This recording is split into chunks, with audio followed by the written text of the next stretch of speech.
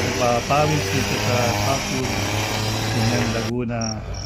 Tayo po ay kailangan magpapawis, exercise sa mga medyo nagkakaedad na, mga senior dyan. Galaw-galaw natin katawan natin para naman tayo ay huwag kapitan ng mga sakit. Alam niyo na, pagka senior, ano na tayo sa mga sakit, madali na kapitan.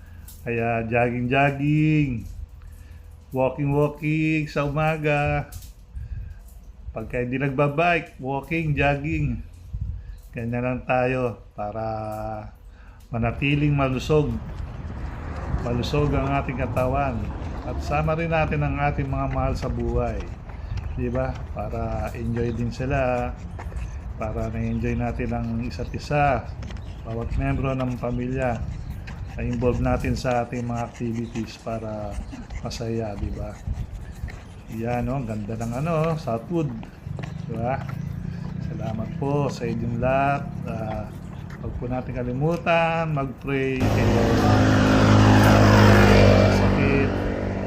Pray tayo paggising, bago matulog, mag-pray tayo, bago kumain, mag-pray tayo, magpasalamat po tayo kay Lord sa mga biyayang pinagkakaloon niya. Okay, thank you.